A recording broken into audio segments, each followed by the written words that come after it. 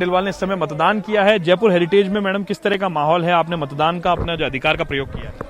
देखिए, मैं निश्चित रूप से सभी लोगों से अपील करना चाहूंगी कि आप मतदान केंद्रों पर पधारें, क्योंकि ये हमारे शहरी सरकार का चुनाव है, हमारे लोकल जनप्रतिनिधि का चुनाव है और उसमें हम जैसा प्रतिनिधि चाहते हैं वो चुनना हमारी जिम्मेदारी है।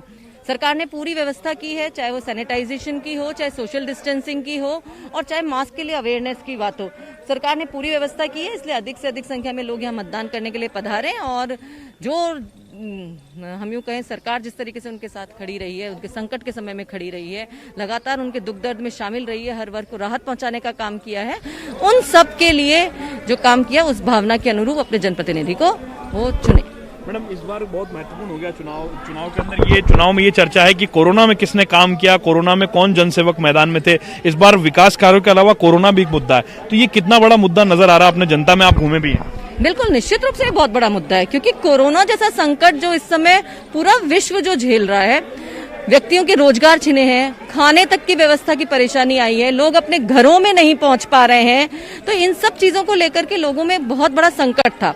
लेकिन सरकार ने जिस तरीके से काम किया, चाहे वो राशन वितरण का काम हो, प्रवासी श्रमिकों को उनके घर पहुंचाने का काम हो, जो व्यक्ति अटक गए थे उन्हें घर पहुंचाने का काम हो, लगातार लोगों के बीच में रह करके उनकी समस्या सुलझाने का काम हो। आपने देखा होगा, हमारे जनप्रतिनिधि सैनिटाइजेशन के लिए खुद सड़कों पर उतरे हैं।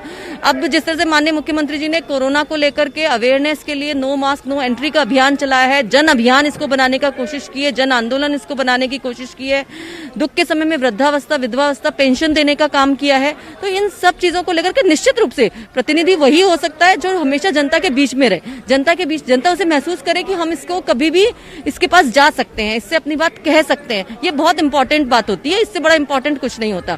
तो और फिर ये तो काम भी नगर निगम का ऐसा है जहां सफाई, सीवर, लाइट, रोजमर्रा के काम है, आपके जन्म प्रमाण पत्र, मृत्यु प्रमाण पत्र, मैरिज सर्टिफिकेट, इस तरह के बहुत सारे रोजमर्रा के काम होते हैं। तो जनता को लगता है कि वो प्रतिनिधि हमारे बीच में हो, और कोरोना काल में लोगों ने देखा कि कौन सा जनप्रतिनिधि हमारे बीच में है और उसके अनुरूप वो वोट देगी। ये बहुत बड़ा फैक्टर एक है।